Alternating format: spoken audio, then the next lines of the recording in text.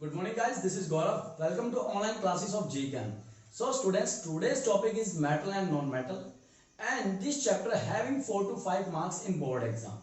If I am talking about competitive exam, there it has at least 2 to 3 marks. Clear है? तो आज का जो टॉपिक रहने वाला है बच्चों वो रहने वाला है हमारा मेटल एंड नॉन मेटल, जो बोर्ड एग्जाम में 4 से 5 मार्क्स का रहेगा और कॉम्पिटिटिव एग्जाम में 2 to 3 मार्क्स का रहने वाला है। क्लियर है बच्चों? तो चलो स्टार्ट करते हैं। Today's topic is metal and non-metal. Metal and non-metal. अब क्या होता है एक्चुअल में हमारे पास एक पीरियोडिक टेबल होती है बच्चों, थोड़ा सा उसके बारे में डिस्कस करते हैं। देखिए ये हमारे पास क्या होती है, पीरियोडिक टेबल। क्या होती है? पीरियोडिक टेबल होती है और इस पीरियोडिक टेबल के अंदर हमारे पास 4 ब्लॉक होते हैं। First is S block, second is B block, third is D और जो फोर्थ होता है एफ ब्लॉक, उसको हम बोलते हैं। क्लियर है? इसके बारे में हम फिफ्थ चैप्टर में डिस्कस करेंगे, that is classification of elements and periodic table. तो इसको एसपीडीएफ क्यों बोलते हैं? देखिए जब भी किसी मेटल या किसी भी एलिमेंट्स का लास्ट इलेक्ट्रॉन एस सब सेल में जाएगा तो हम बोलेंगे एस ब्लॉक एलिमेंट। क्लियर? अभी मैं ब्लॉक सब सेल के बारे में नहीं बताऊंगा। क्लियर? जिस एलिमेंट का लास्ट इलेक्ट्रॉन पी सब सेल में जाएगा तो बोलेंगे पी ब्लॉक। ऐसे डी और एफ रहने वाला है। क्लियर? तो अभी तक जो हमारे नॉन एलिमेंट है वो टोटल है 118 एलिमेंट है। कितने एलिमेंट्स हैं? 118 एलिमेंट्स अभी डिस्कवर हुए हैं, जिसके अंदर से 92 एलिमेंट्स वो अभी हमारे अर्थ से हमें मिल जाते हैं। बाकी जो रेस्ट ऑफ द एलिमेंट है that is discovered in laboratory in by synthetic method. जो हमारे पास बचे हुए एलिमेंट्स है वो लेबोरेटरीज में प्रिपेयर किए जाते हैं बाय सिंथेटिक मेथड या साइंटिस्टों के द्वारा बनाए जाते हैं। इतना क्लियर ना? तो चलो इतना ही काफी है हमारे आज के चैप्टर के लिए। तो देखिए बच्चों चैप्टर का नाम क्या है? Metal and non metal. थोड़ा सा चैप्टर के बारे में डिस्कस कर लेते हैं। इस चैप्टर में हमारे पास क्या क्या पॉइंट रहने वाले हैं वो देखिए। पहला पॉइंट रहेगा कि मेटल एंड नॉन मेटल में फिजिकल डिफरेंस। दो तरह की प्रॉपर्टी होती है किसी भी एलिमेंट के पास, एक फिजिकल प्रॉपर्टी और एक केमिकल प्रॉपर्टी। इतना क्लियर? एक रहेगी फिजिकल प्रॉपर्टी और एक रहेगी केमिकल प्रॉपर्टी। क्लियर? तो आज का जो हमारा टॉपिक रहेगा वो रहेगा मेटल और नॉन मेटल की फिजिकल प्रॉपर्टी। टाइम बचेगा तो हम अगले टॉपिक कवर करेंगे, वरना इतना फिनिश करेंगे। तो देखिए चैप्टर के कुछ इंपॉर्टेंट पॉइंट्स है, पहले उनको देख लेते हैं। मेटल एंड नॉन मेटल की फिजिकल प्रॉपर्टी। सेकंड जो टॉपिक रहेगा हमारे पास वो रहेगा केमिकल प्रॉपर्टी। पहली फिजिकल प्रॉपर्टी, दूसरी रहेगा केमिकल प्रॉपर्टीज। थर्ड जो टॉपिक रहेगा दैट इज रिएक्टिविटी सीरीज। क्या रहेगा? Reactivity series. और जो फोर्थ टॉपिक रहने वाला है वो रहेगा हमारे पास एक्सट्रैक्शन, जिसको हम ऑकरेंस भी बोल देते हैं। एक्सट्रैक्शन ऑफ मेटल, कि मेटल को हम लोग कैसे एनवायरनमेंट से गेन करते हैं, कैसे हमें वो मिलते हैं, उसके बारे में डिस्कस करना है। तो बच्चों देखिए ये 4 चैप्टर हैं, बोर्ड एग्जाम में 4 से 5 मार्क्स के रहेंगे, कॉम्पिटिटिव एग्जाम में 2 to 3 मार्क्स का रहता है और हर इंडिविजुअल एग्जाम में यहां से क्वेश्चन आता ही आता है, स्पेशली इन 2 टॉपिक्स के अंदर से। क्लियर है? तो स्टार्ट करते हैं 1 by 1 आवर टॉपिक।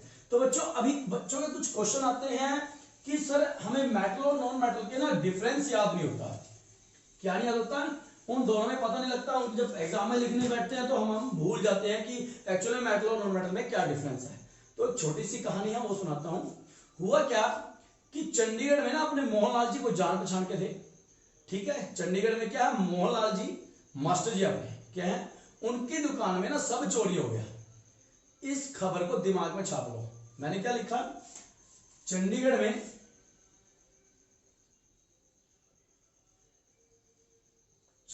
में ठीक है मोहनलाल मास्टर जी की दुकान में सब चोरी हो गया। सब चोरी हो गया। बस इस खबर को ना आप लोगों ने चैप्टर के शुरुआत में ही छाप देना है। क्लियर? अब देखिए चंडीगढ़ से मैं उठा रहा हूं सी को, मोहनलाल के अंदर से मैंने उठाया एमएल को, मास्टर जी का मैंने एम लिया, दुकान का मैंने डी लिया और सबका एस और चोरी का सी वर्ड यूज किया। तो इनफैक्ट इन पॉइंट्स को याद रखना, यही हमारा आंसर होगा। सी जो पहले वाला सी होगा उसका मतलब होता है कंप्रेसिबिलिटी। मेटल की हम लोग कंप्रेसिबिलिटी फैक्टर को डिस्कस करेंगे। सबसे पहले होता है कि एक्चुअली क्लियर। सबसे पहले हम मेटल को डिस्कस करेंगे और मेटल के बिहाफ पे ही हम नॉन मेटल का डिफरेंस आसानी से कर लेंगे। क्लियर। तो देखिए बच्चों, कंप्रेसिबिलिटी क्या होता है, जब भी हम किसी सब्सटेंस के ऊपर फोर्स लगाते हैं, अगर उसका वॉल्यूम कम हो जाए या फिर उसका एरिया कम हो जाए, क्लियर, तो वो कंप्रेसिबल है, अगर ना हो तो वो नहीं होगा। फॉर एग्जाम्पल, अगर मैंने इस मार्कर के ऊपर दोनों तरफ से फोर्स लगाई, फोर्स लगाने से अगर मार्कर का साइज छोटा हो जाता है तो ये कंप्रेसिबल है। क्लियर। अगर नहीं होता तो ये नहीं है, मतलब अब मैंने फोर्स लगाई, नहीं हुआ तो सॉलिड है। अब जरूरी नहीं है कि सॉलिड है तो मेटल होगा। क्लियर है। तो देखिए हम बोल सकते हैं जितने भी मेटल होंगे, clear, metals are generally solid in nature. metals are generally solid in nature. जितने भी मेटल होते हैं, जितने नहीं, सभी मैक्सिमम मेटल जो होते हैं वो क्या होते हैं, उनका नेचर कैसा होता है, सॉलिड होता है। metals are generally solid in nature. Okay. तो अब देखिए बच्चों, कुछ मेटल्स ऐसे भी होते हैं जो सॉफ्ट होते हैं।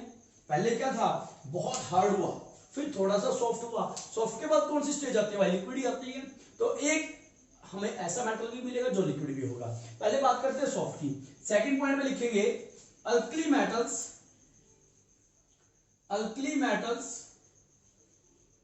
क्लियर आर जनरली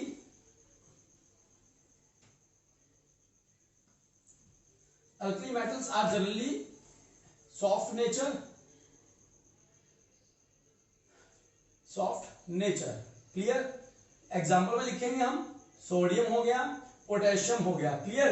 उसके बाद जो सीजियम होता है बच्चों, थोड़ा सा ध्यान रखेंगे। देखिए जो ये सोडियम और पोटेशियम होता है ना, ये रूम टेम्परेचर की बात हो रही है। रूम टेम्परेचर पे ये सभी मेटल क्या होते हैं जिनकी मैं बात कर रहा हूं, कौन से मेटल, अल्कली मेटल, ये सॉफ्ट होते हैं। कैसे होते हैं, सॉफ्ट। मगर जो सीजियम होता है ना बच्चों, ऐसा मेटल होता है, अगर आपने इसको अपने हाथ पे रखा, पाम पे रखा, हथेली पे रखा, आपके बॉडी टेम्परेचर पे ये क्या हो जाएगा, मेल्ट हो जाएगा। Clear. Caesium is that metal which melts at your body temperature. आपके बॉडी टेम्परेचर पे ये क्या हो जाता है, मेल्ट हो जाता है। क्लियर। तो थर्ड पॉइंट है हमारे पास मरकरी, Hg इसका सिंबल होता है। क्या होता है, Hg। Mercury is that element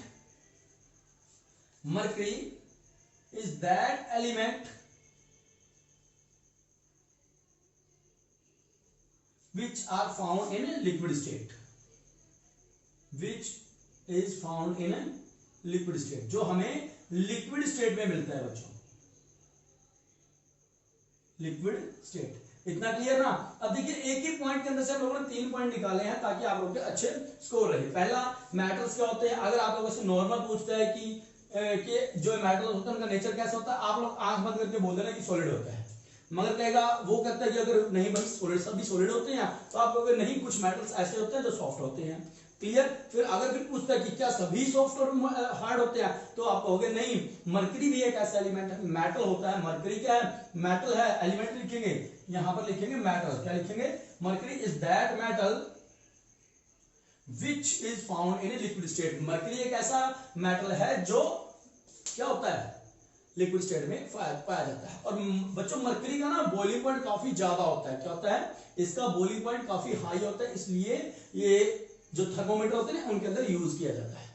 इतना क्लियर। सेकंड फैक्टर की तरफ चलते हैं। मैंने सी कंप्लीट किया, उसके बाद बात करेंगे एमएल, मोहन जी की बात करते हैं। यहां से हम जो हमारा फैक्टर रहेगा वो रहेगा मेटालिक लस्टर। क्या रहने वाला है, मेटालिक लस्टर के बारे में डिस्कस करते हैं। अब देखिए होता क्या है मेटालिक लस्टर।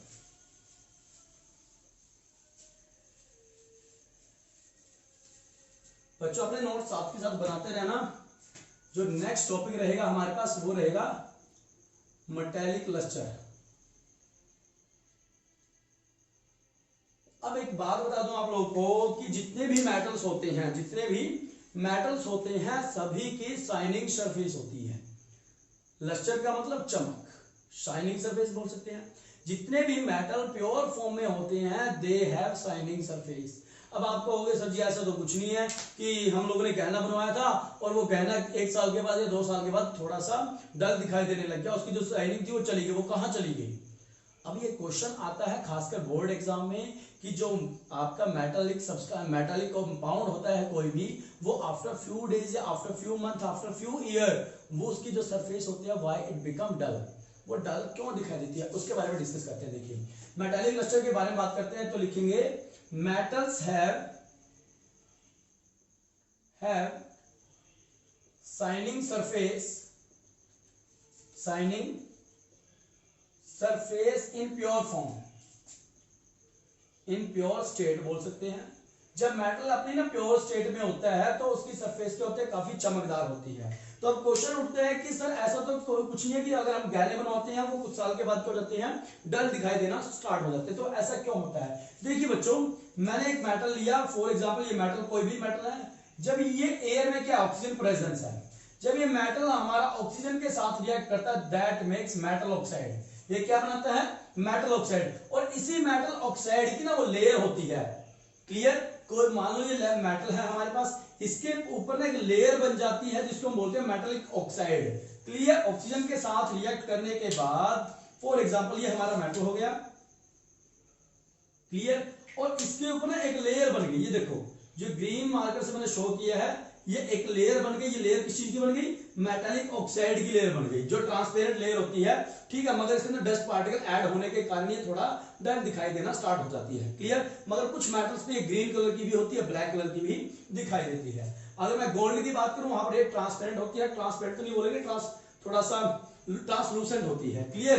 तो देखिए उसके कारण ही ये जो मेटल्स है, कोई भी मेटल के हमारे गहने वगैरह होते हैं वो थोड़ा डल दिखाई देना स्टार्ट हो जाते हैं, क्लियर। तो ये था हमारे पास मेटालिक लस्टर। अब नेक्स्ट रहेगा मास्टर जी की बात करते हैं। यहां पर जो मास्टर जी है हमारे पास वो रहेगा मैलिएबिलिटी। क्या रहता है, मैलिएबिलिटी के बारे में डिस्कस करते हैं। उतार लिया ना सब लोगों ने, तो चलो आगे डिस्कस करते हैं मैलिएबिलिटी क्या होता है।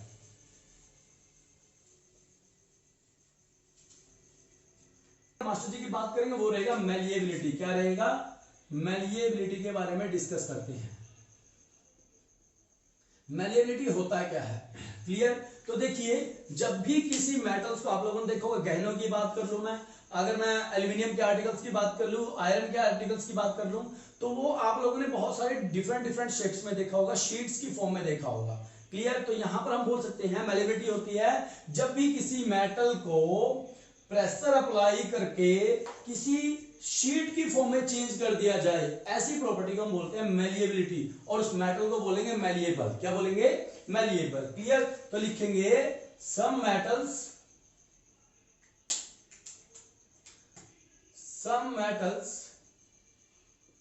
Have malleable, clear. मतलब जब भी हम किसी मेटल के ऊपर प्रेशर अप्लाई करते हैं, थोड़े से चोट मारते हैं, तो वो एक शीट की फॉर्म में ले लेता है, clear. Some metals have malleable nature. अब ये होता है क्या है, क्लियर। अब इस प्रॉपर्टी के बाद लिखते हैं इट इज द प्रॉपर्टी, ये साथ में इसकी डेफिनेशन लिख लेना बच्चों। क्या होता है, it is the property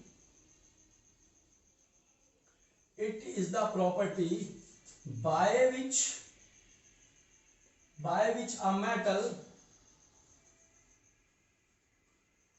a metal change into thin sheet by applying pressure or rolling,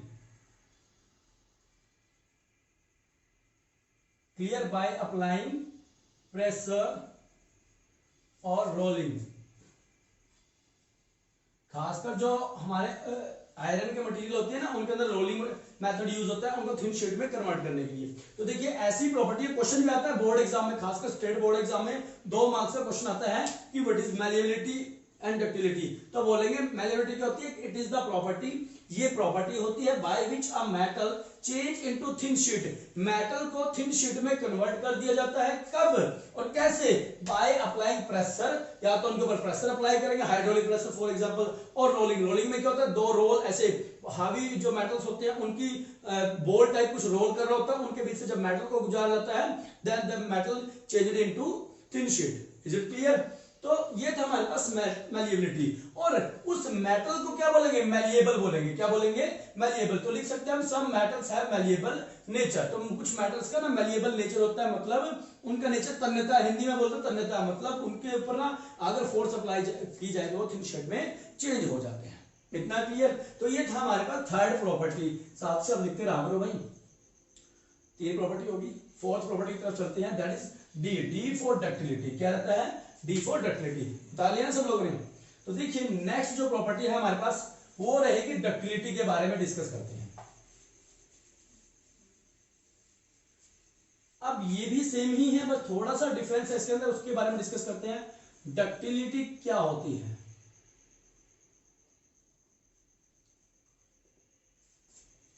metals are ductile in nature.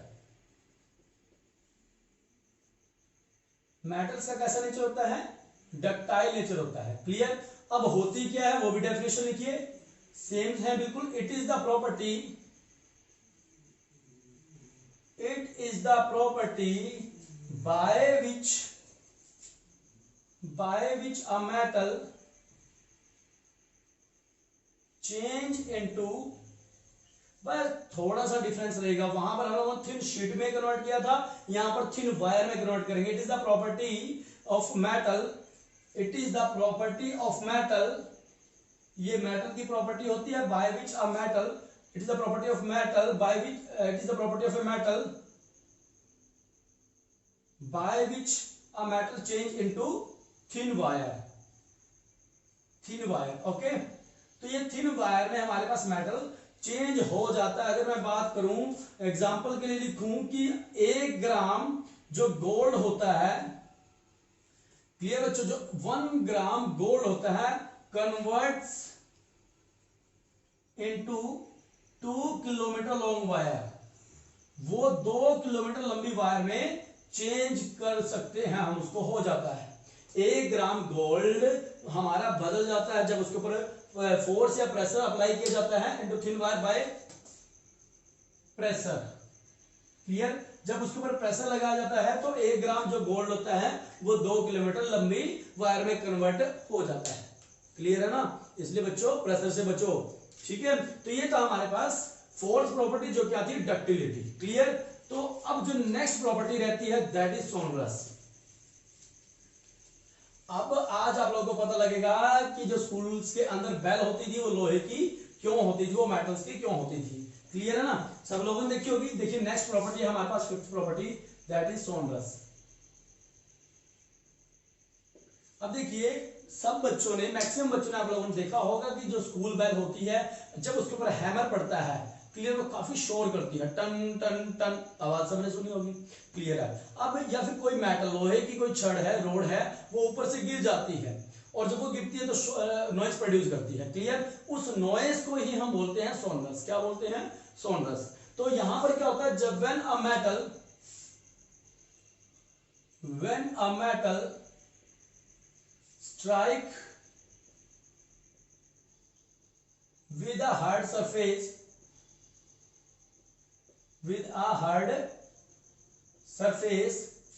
that produce noise,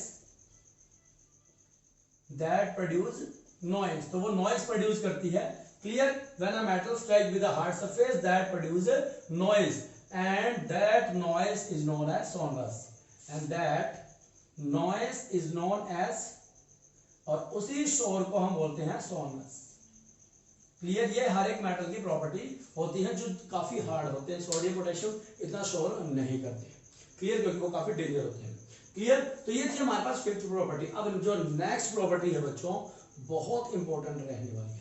clear. That is conductivity हम बोल सकते हैं, या फिर कंडक्टर बोल देते हैं कि मेटल्स क्या होते हैं, are generally good conductor of heat and electricity. क्या बोलेंगे, अब लिखते हैं कंडक्टर।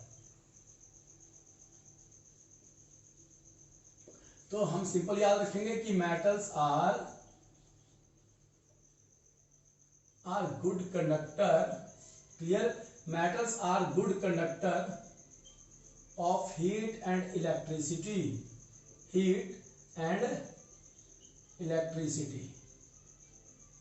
आगे बात समझ। तो हम बोल सकते हैं कि मेटल होते हैं जो good conductor of heat and electricity है। अब कुछ बातें क्या है, सबसे ज्यादा कंडक्टर कौन है, क्लियर। तो देखिए सिल्वर एंड कॉपर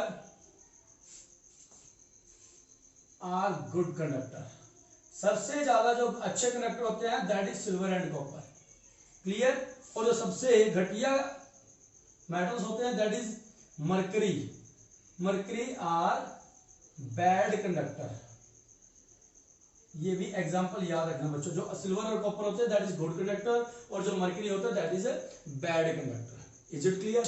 तो ये थी बच्चों हमारे पास मेटल की कुछ फिजिकल प्रॉपर्टी, क्या थी, कुछ फिजिकल प्रॉपर्टी। तो आगे से आप भूलना मत, मास्टर जी को याद रख लेना, इनका काफी नुकसान हुआ था, चंडीगढ़ में इनकी दुकान थी। इतना क्लियर याद रखेंगे कि चंडीगढ़ में मोहनलाल मास्टर की दुकान में सब चोरी हो गया। इस लाइन को याद रखना और इनके फर्स्ट लेटर्स को उठाकर फैक्टर्स को याद रखना। पहले जो सी का मतलब होगा कंप्रेसिबिलिटी, एमएल से मेटालिक लस्टर याद रखेंगे, अगले एम से हम रखेंगे हमारे पास मैलिएबिलिटी, डी से याद रखेंगे डक्टिलिटी और एस से याद रखेंगे सॉन्डनेस और सी से लास्ट वाले सी से याद रखेंगे कंडक्टिविटी। इनकी कंडक्टिविटी कैसी होती है, क्लियर। तो अब हम बढ़ते हैं नॉन मेटल की तरफ इन्हीं फैक्टर को ध्यान में रखते हुए, क्लियर। तो चलो चलते हैं, जो पहला फैक्टर है वही कंप्रेसिबिलिटी के बारे में डिस्कस करते हैं। अभी हम लोगों ने क्या देखा कि जो मेटल थे वो दो ही स्टेट में मिले हमें, या तो सॉलिड थे या फिर वो एक ही मेटल था जो लिक्विड स्टेट में था, गैसेस फॉर्म में नहीं मिला, क्लियर। तो बात करेंगे नॉन मेटल की, किसकी बात करेंगे, नॉन मेटल्स की। जो पहला फैक्टर क्या आएगा, compressibility.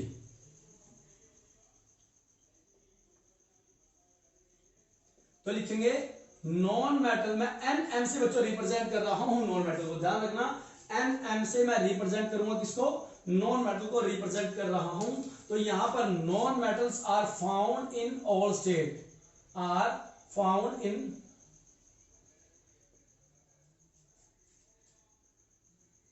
Non metals are found in all state. All state कितनी स्टेट होती है बच्चों, तीन ही तो स्टेट होती है। सॉलिड स्टेट में होता है, क्लियर, लिक्विड स्टेट में भी मिलता है और गैसियस स्टेट में भी मिलता है। फॉर एग्जांपल ब्रोमीन हो गया हमारे पास जो लिक्विड स्टेट में मिलता है। गैस की बात करें जितनी भी गैस है, helium, neon, nitrogen, clear, oxygen, ये सब क्या है, गैसेस फॉर्म में मिलती है। बात करें सॉलिड की तो आयोडीन हो गया हमारे पास और हमारे पास कार्बन हो गया, क्लियर, फास्फोरस हो गया, ये सब किस फॉर्म में मिलते हैं, हमें ये सॉलिड फॉर्म में मिलते हैं। आइए बात समझ। तो बोल सकते हैं कि जो कंप्रेसिबिलिटी फैक्टर नॉन मेटल में तो अप्लाई नहीं हो रहा, वहां पर तो मेटल भी मिल रहे हैं, सॉरी सॉलिड भी मिल रहे हैं, लिक्विड भी मिल रहे हैं और गैस भी मिल रही है, clear.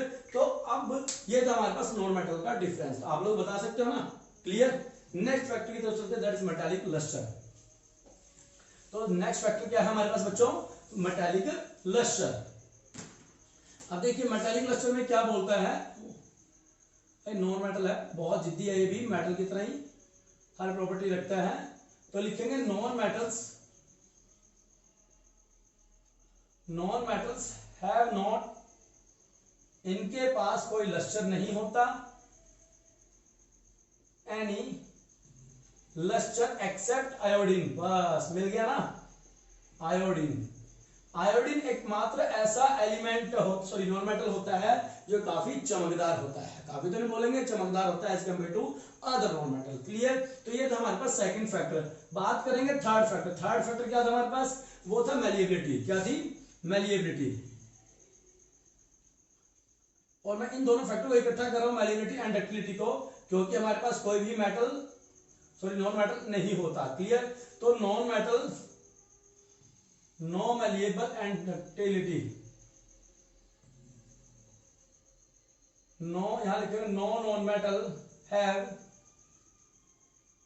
Malleable and ductile nature. किसी भी मेटल नॉन मेटल का कोई मैलिएबल और डक्टाइल नेचर नहीं होता है, इस बात को ध्यान रखना। No non metal have malleable and ductile nature. बाकी एक बात बता दो आप लोगों को, जो कार्बन, सिलिकॉन, जर्मेनियम है ना बच्चों, ये दूसरे मतलब कौन, मेटल्स के साथ मिक्स होकर, किसकी बात कर रहा हूं मैं, कार्बन फैमिली की बात कर रहा हूं, कार्बन, सिलिकॉन, जर्मेनियम, ठीक है। आगे यहां रहेगा हमारे पास टिन हो गया और ये लेड हो गया, ठीक है ना।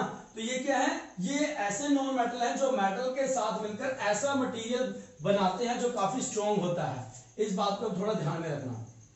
क्लियर। बाकी 10th लेवल पे इसके बारे में नहीं पूछेंगे, वहां पर सिर्फ इतना ही पढ़ना है कि जो नॉन मेटल होते हैं उनका ना तो मैलिएबल नेचर होता है ना ही डक्टाइल नेचर होता है। फिर भी याद रखना कि जो कार्बन फैमिली होती है जब वो मेटल्स के साथ मिलकर, क्लियर है, मेटल के बीच में क्या होते हैं, खाली स्पेस होते हैं, ये वॉइड होते हैं जो, ठीक है, जैसे ये मेटल्स के एटम से खाली स्पेस रह गया ना, इनके साइज छोटा होने के कारण यहां फिक्स हो जाते हैं, जो एक ऐसा कंपाउंड तैयार करते हैं जो काफी स्ट्रॉन्ग होता है, क्लियर, जो एयरक्राफ्ट बनाने में काम आता है, क्लियर। जो आप लोग स्टील देखते हैं ना, वो इसी का एग्जांपल है बच्चों। उसके बाद नेक्स्ट जो हमारे पास फैक्टर है वो क्या है, दुकान। दुकान से मतलब डक्टाइल, वो हम लोगों ने कर लिया। अगला जो टॉपिक रहेगा हमारे पास दैट इज सब। सब से क्या निकालेंगे, सोनरस। तो यहां पर नॉन मेटल का कोई सोनरस नेचर नहीं होता, clear. Non metal do not produce any noise, do not produce any noise, clear. तो ये भी आप लोग लिख सकते हैं, क्लियर। अब जो फिफ्थ पॉइंट रहता है हमारे पास कनेक्टिविटी, उसके बारे में थोड़ा देख लीजिए। मैक्सिमम बच्चे क्या करते हैं, सिंपल आंसर दे देते हैं कि non metal are bad conductor of heat and electricity. क्या लिखते हैं कि bad conductor of heat and electricity, ये लिख देते हैं।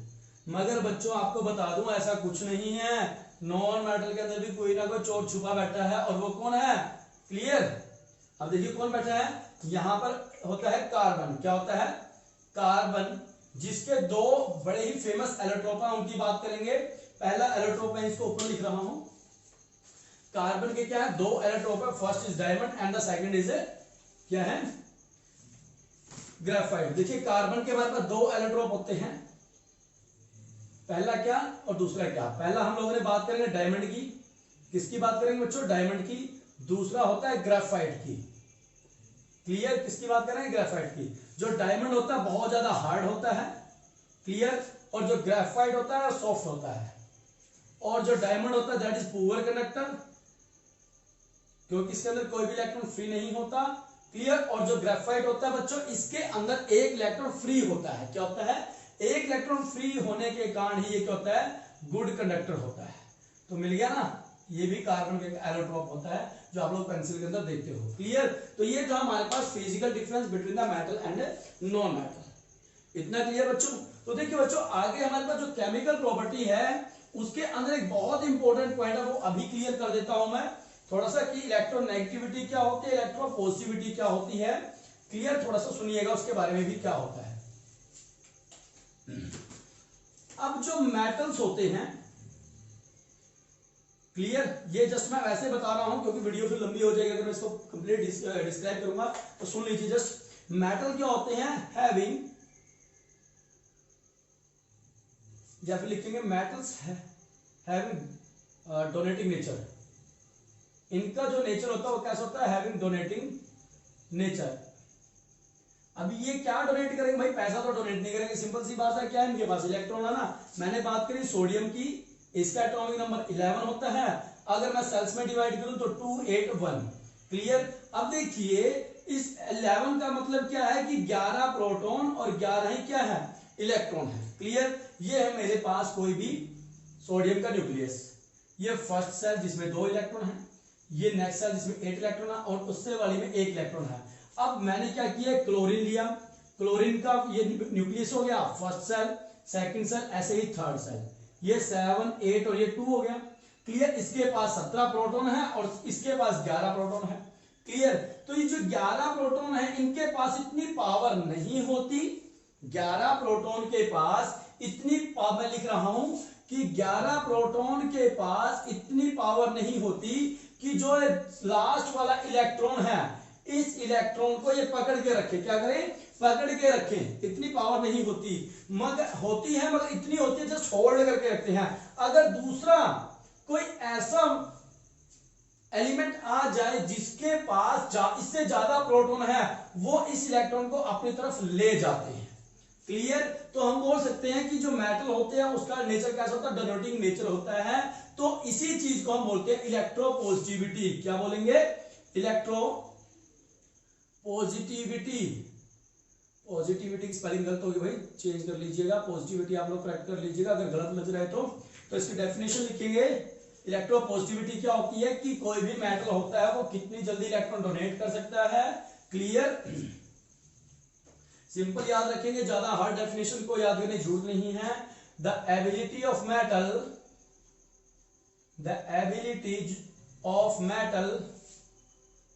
To donate its outer electron। Clear है बच्चों। तो इलेक्ट्रोनेगेटिविटी क्या होती है, ये मेटल की एबिलिटी होती है कि वो कितने इलेक्ट्रॉन डोनेट कर सकता है। बात करेंगे मैग्नीशियम की। क्लियर, तो ये कितने डोनेट करता है 282, तो ये डोनेट करने के बाद बन जाता है Mg+2। क्लियर, बात करेंगे कैल्शियम की, ये कितने डोनेट करता है 2882, तो ये लास्ट वाले 2 डोनेट करने के बाद बन जाएगा Ca+2। इतना क्लियर। एल्यूमिनियम की बात करते हैं, एल्यूमिनियम कितने देगा 283, तो ये लास्ट वाले 3 डोनेट कर देगा Al+3। क्लियर, तो बच्चों इसके बारे में वैसे बता चुका हूं, फिर भी आप लोगों को जस्ट रिवाइज करवा रहा हूं। क्लियर है। अब एक और डेफिनेशन होती है दैट इज इलेक्ट्रोनेगेटिविटी। तो हम बोलेंगे इलेक्ट्रोपॉजिटिव, जितने भी मेटल्स आप लोगों को दिखाई देंगे सबका नेचर कैसा होता है, इलेक्ट्रोपॉजिटिव होता है। ये बात ध्यान रखना, ये नॉन मेटल का नहीं होता, ना ही उनमें से कोई छुपा बैठा होता ग्रेफाइट की तरह कि वो आके अलग प्रॉपर्टी शो करेगा। सिर्फ मेटल ही ऐसे हैं जो इलेक्ट्रॉन डोनेट करते हैं। क्लियर, बात करेंगे नॉन मेटल की। किसकी बात करेंगे, नॉन मेटल की। वहां पर एक प्रॉपर्टी होती है उनकी, दैट इज इलेक्ट्रोनेगेटिविटी। क्या होती है, इलेक्ट्रोनेगेटिविटी। इसकी डेफिनेशन भी लिख लीजिएगा।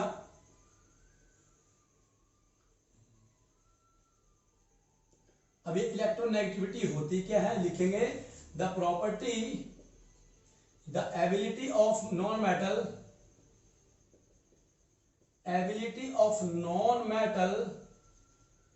To gain electron. क्लियर, तो बच्चों एक्चुअल में ये इनकी एबिलिटी वगैरह नहीं होती है, ये न्यूक्लियस की पावर होती है। न्यूक्लियस की कितनी पावर है कि वो इलेक्ट्रॉन लूज कर दे। अगर कमजोर न्यूक्लियस है भाई, ऑब्वियसली क्या करेगा, इलेक्ट्रॉन लूज करेगा। अगर कोई न्यूक्लियस काफी स्ट्रॉन्ग है, वो इलेक्ट्रॉन को एक्सेप्ट करेगा, क्योंकि हम लोगों ने पढ़ा है कि पॉजिटिव चार्ज नेगेटिव वाले को क्या करता है, अट्रैक्ट कर लेता है। इसलिए न्यूक्लियस क्या करेगा, इलेक्ट्रॉन को अपनी तरफ खींचेगा। इतना क्लियर। एग्जांपल ले लेते हैं, क्लोरीन 17 होता है। क्लियर, कितने 287, और इलेक्ट्रॉन Cl नेगेटिव का मतलब इलेक्ट्रॉन लिया है, तो 288 हो जाएगा। याद रखना बच्चों, इलेक्ट्रोपॉजिटिव जो मेटल डोनेट करेगा 11 थे, डोनेट करने के बाद यहां पर क्या किया, इसने इलेक्ट्रॉन डोनेट कर दिया, प्लस का सिंबल आ जाता है फॉर डोनेशन। जितने वो डोनेट करेगा, मैग्नीशियम था 12 होता है, डोनेट करने के बाद वो बन जाएगा Mg+2। इसने 2 इलेक्ट्रॉन क्या कर दिए, लूज कर दिए। आगे बात समझ, 2 इलेक्ट्रॉन देने के बाद उसके ऊपर +2 चार्ज आ जाएगा। ऐसे ही क्लोरीन 17 था, इसने क्या किया, 1 इलेक्ट्रॉन ले लिया, लेने के बाद ये बन गया Cl नेगेटिव। कितना नेगेटिव, 1 नेगेटिव। आगे बात समझ। ऑक्सीजन की बात करूं, ऑक्सीजन यहां पर 8 होता है। क्लियर, लेने के बाद ये क्या बन जाएगा, 2 नेगेटिव बन जाता है। तो कितने लेने के बाद, 2 इलेक्ट्रॉन लेने के बाद 2 नेगेटिव रहेगा। इतना क्लियर। तो आज का टॉपिक हम यही फिनिश करते हैं बच्चों, तो बाकी जो रहता है नेक्स्ट लेक्चर में डिस्कस करेंगे। अगर बच्चों आप लोग कुछ बच्चे नए आए हैं तो उन लोगों से रिक्वेस्ट है चैनल को सब्सक्राइब करना मत भूलिएगा, ताकि आप लोगों के पास लेटेस्ट नोटिफिकेशन आता रहे कि कौन सा चैप्टर चल रहा है। क्लियर है बच्चों, तो आज के लिए इतना ही, धन्यवाद।